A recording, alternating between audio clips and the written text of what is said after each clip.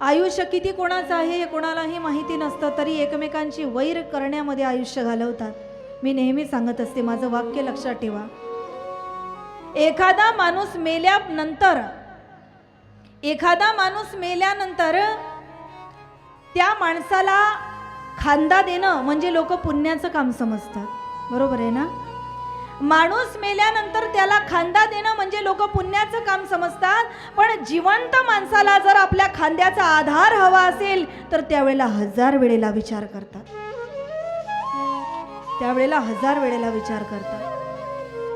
मेलेल्या माणसाच्या मढ्यावर जाऊन ढसाढसा रडल्यापेक्षा जिवंतपणी एकमेकांची प्रेमानं वागणं हा खरा धर्म आहे. ही खरी नीती आहे, हे खरं शास्त्र आहे, हाच खरा वेद आहे.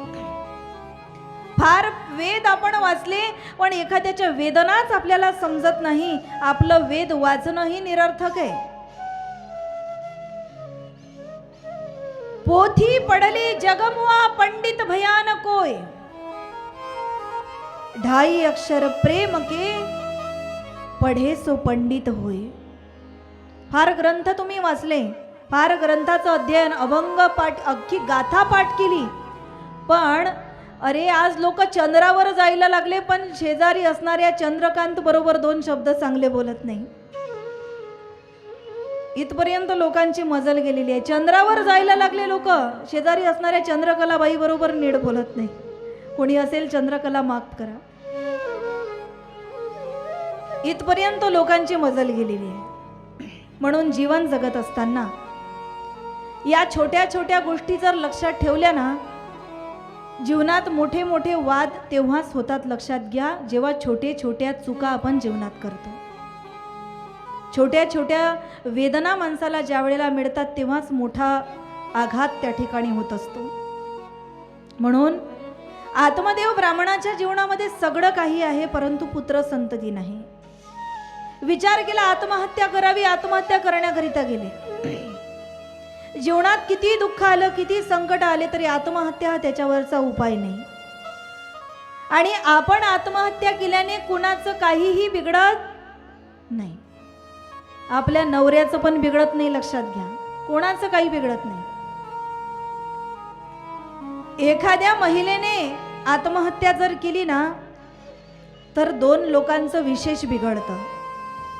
एक, ज्यांना तुम्ही जन्म दिला त्या लेकरांच्या डोळ्याने माय दिसत नाही, आणि दुसरं, ज्यांनी तुम्हाला जन्म दिला त्या मायबापाच्या डोळ्याने आपली पोरगी दिसत नाही, मुलगी दिसत नाही.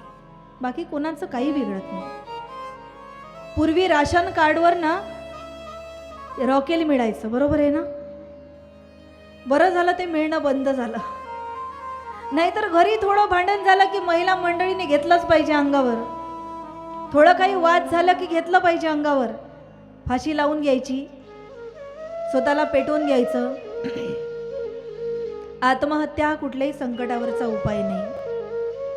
आत्महत्या करण्यासाठी आत्मदेव गेले. एका साधूने अडवलं. म्हणे काय झालं बाबा? म्हणे काही नाही महाराज, माझ्या जीवनामध्ये सर्व दुःखच दुःख आहे. झालं काय? ज्या घरामध्ये पुत्र संतती नाही ते घर, त्या घराचा धिक्कार असो. आत्मदेवजी सांगतात, दिगृहांच्या प्रजामिणा, माझ्या घराचा धिक्कार असो, मला मूल होत नाही. असं काय पाप मी केलं की माझ्या झाडावर, द्वारावर जे झाडं आहे, वेली आहे, यांना सुद्धा फळं फुलं येत नाही? असं काय मी पाप केलं की माझ्या गोठ्यामध्ये जी गाय आहे ती पण वांज आहे? म्हणून महाराज मला जगायचं नाही, मला आत्महत्या करायची. त्यावेळेला साधू महात्मा म्हणतात, अरे तुझ्या भाग्याची रेखा सांगते, आताच नाही 7 जन्मपर्यंत तुझ्या भाग्यात मुलाचा योग नाही. असं समज, हा जन्म तुला भगवान परमात्म्याने त्याची सेवा करण्यासाठी दिलेला आहे. तो म्हटला, महाराज एका गृहस्थी माणसाच्या जीवनामध्ये पुत्र संतती नसणं याच्यासारखं दुःख तुमच्यासारखे महात्मे काय जाणणार? तुम्हाला मला पुत्र संतती देता येत असेल तर द्या, नाहीतर मी माझा देह त्याग करतोय. साधूला वाटलं चांगलं याचं करायला गेलं, ज्याची करावी कीव तो घेतो आपला जीव. आपल्या समोर याने जीव दिला, पाप आपल्याला लागेल. म्हणे घे बाबा फळ, हे फळ घे, तुझ्या पत्नीला खायला सांग, शुभ संकल्प कर, तिला निश्चित पुत्र होईल. वास्तविक फळ खाल्ल्याने पुत्र होत नाही, पण साधू संतांचं तप आहे महाराज. एखादा आशीर्वाद जर दिला ना, तो आशीर्वाद आम्हाला लागल्याशिवाय राहत नाही. कधी कधी दवा काम करत नाही, दुआ काम करते, लक्षात घ्या. हॉस्पिटलमध्ये एखादा व्यक्ती ॲडमिट असतो. ॲडमिट असताना डॉक्टर साहेबांनी सगळे प्रयत्न केलेले असतात. शेवटचं त्यांचं वाक्य तुम्ही लक्षात ठेवा. ते म्हणतात, आम्ही आमचे सगळे प्रयत्न केलेत, आम्ही आमच्या सगळ्या दवा दिल्या, पण आता जर काही काम करत असेल तर ती दुआ आहे. आता जे काही करेल तो ईश्वर करेल, जे काही करेल ते दुआ काम करेल. कधी कधी दवा नाही, दुआ जीवनामध्ये काम करून जाते. म्हणून फळ दिलं, नाचायला लागला आतमध्ये. नाचत नाचत घरी आला, आपल्या पत्नीला दिलं, म्हटले हे फळ खा, तुला सुंदर पुत्र होईल. पण ती धुंदुली होती, तिची बुद्धी कशी होती, तर्क वितर्क करणारी बुद्धी. ती म्हटली हे फळ खाल्ल्यावर मी जर गर्भवती झाले तर मला जास्त खाता पिता येणार नाही. नेमकं कोणत्या साधूने हे फळ दिलं, याचे साईड इफेक्ट जर मला झाले तर, मी गर्भवती झाले तर मला घरातले कामकाज करता येणार नाही, गावात आग लागली तर मला धावता येणार नाही. हे माझ्या खिशातलं नाही, हे भागवतामधलं आहे. स्वतः धुंदुलीने केलेलं तर्कवितर्क आहे. धुंदुली म्हटली शुकदेवांसारखा तो जर 12 वर्ष माझ्या उदरात राहिला तर मी त्याला बाहेर कसं काढीन, इथपर्यंत तिचे विचार. शेवटी एवढे तर्क वितर्क केले, फळ खाल्लं नाही, गाईला टाकून दिलं. ती गाय पण वांज होती. एक दिवस बहीण आली, बहिणीचा सल्ला घेतला. आता बहिणीचा सल्ला बहिणीला पडतोच, पण बहिणीने चांगला सल्ला द्यावा की वाईट द्यावा हे तिच्यावर डिपेंड करतं ना. काही बहिणी चांगला सल्ला देतात, काही बहिणी वाईट पण सल्ला देतात. बहीण अशी असावी जी चांगली सल्लागार असावी. मला पण एक बहीण आहे लहान, आणि आमचं एवढं पटतं जेवढं नवरा बायकोचं नाही पटणार एवढं आमच्या दोघीचं पटतं. पण सल्ला कायम एकमेकीला चांगलाच आम्ही देतो. एकमेकाचं भलं व्हावं, जीवनात उन्नती व्हावी, आपण मोठं व्हावं आणि सरमार्गाने चालावं, हाच सल्ला त्या ठिकाणी दिला गेला पाहिजे. एवढं बहिणी बहिणींमध्ये प्रेम असलं पाहिजे. बऱ्याच बहिणी अशा पण आहेत, एकाच आईच्या उदरातून जन्म घेतला, एकाच अंगणात खेळल्या, एकमेकींचे ड्रेस घातले, एकाच ताटात जेवल्या, सोबतीला लहानाच्या मोठ्या झाल्या, एकाच ठिकाणी राहिल्या, आणि लग्न झाल्यानंतर एकमेकीला विसरल्या. अशा पण बहिणी आहेत. म्हणून बहीण ही चांगली सल्लागार त्या ठिकाणी असली पाहिजे. आज धुंदुलीची बहीण आली, ती म्हटली काग काय झालं तुला? ती म्हटली काही नाही, माझ्या पतीने एक फळ आणलं, ती मी गाईला टाकून दिलं परीक्षा म्हणून, पण मला पुत्र संतती व्हावी अशी माझ्या पतीची त्या ठिकाणी इच्छा आहे, आणि आता मी काय करावं? म्हणे चिंता करू नको, तू मला संपत्ती दे, मी तुला संतती देईन. मोबदला त्या ठिकाणी केला, व्यवहार केला. माझ्याकडे म्हणे भरपूर मुलं आहेत, अजूनही मला एक होणार आहे, तो मुलगा मी तुला देईल, त्या मोबदल्यात तू मला संपत्ती दे. मुलासाठी व्यवहार केला आणि गर्भवती असण्याचं खोटं नाटक केलं धुंदुलीने. पोटावरती वस्त्र गुंडाळले. आत्मदेवाला वाटलं खरीच माझी पत्नी गर्भवती आहे. काही अवकाश त्या ठिकाणी गेला आणि एक दिवस असं झालं, तिच्या बहिणीला मुलगा झाला, तिने हिच्या घरी आणून दिला आणि आत्मदेवाला वाटलं मलाच मुलगा झाला. आनंदाने उड्या मारायला लागले आत्मदेव. योगायोगाने हिला एक पुत्र त्या ठिकाणी मिळाला आणि गायीला सुद्धा एक पुत्र झाला, ज्याचे कान गायीचे होते, शरीर माणसाचं होतं, म्हणून त्याचं नाव ठेवलं गोकर्ण. बोलिये गोकर्ण महाराज की जय म्हणा, गोकर्ण भगवान की. दुसरा दिवस आहे, लक्षात घ्या, चार्जिंग वाढली पाहिजे. दोनही मुलं त्या ठिकाणी झाले. अपार आनंद आहे आत्मदेवाच्या जीवनामध्ये. आतापर्यंत घर वांज होतं, आता पत्नीलाही पुत्र आहे, गाईलाही पुत्र झालेला आहे. याचं नाव ठेवलं गोकर्ण. आणि आता जेव्हा स्वतःच्या मुलाचं नाव ठेवायचं होतं, धुंदुली म्हटली मुलगा माझा आहे ना, नाव पण मीच ठेवणार. शास्त्र असं सांगतं, बऱ्याच ठिकाला पुत्राची नावं ही पित्याच्या नावावरून ठेवली जात होती. जनक राजाची कन्या म्हणून तिचं नाव जानकी, पर्वताची कन्या म्हणून तिचं नाव पार्वती. पण ही म्हटली माझं नाव धुंदुली आहे, मी माझ्या मुलाचं नाव ठेवणार धुंदुकारी. नाव ठेवलं हिनेच्याच मनाने. पुढे असं झालं, गोकर्ण पंडितो ज्ञानी धुंदुकारी महाखलः स्नान शौच क्रियाहीनो दुर्भक्षी क्रोधवर्दितः.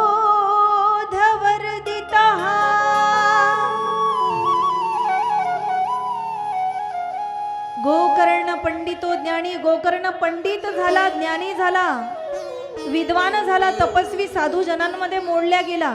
का? संतांनी दिलेला गाईचा तो फळाचा प्रसाद होता. पण हिला जो पुत्र होता ना धुंदुकारी, दुराचारी निघाला. धुंदुकारी महाखलाह काय करत होता? स्नान शौच क्रिया हीनो, अंघोळ पण करत नव्हता, वाईट वागत होता, वेश्यागमन करत होता. सगळे वाईट मार्ग याच्या जीवनामध्ये नक्की होते. स्नान शौच क्रिया हीनो दुर्भक्षी, काहीही खात होता. आजही बरेच लोक असे समाजामध्ये आहे जे काहीही खातात.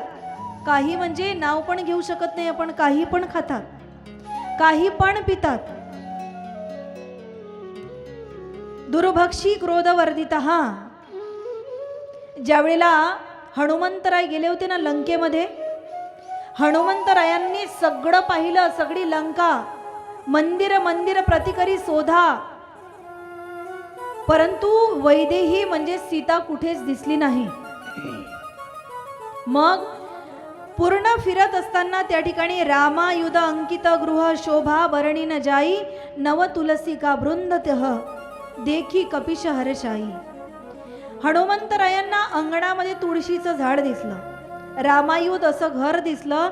त्यावेळेला मनामध्ये हनुमंतराय तर्क करायला लागले, लंका निसिचर निकर निवासा यहा कहा सज्जन करी बासा. एवढ्या मोठ्या राक्षसांच्या लंकेत सज्जन माणूस कसा काय राहत असेल?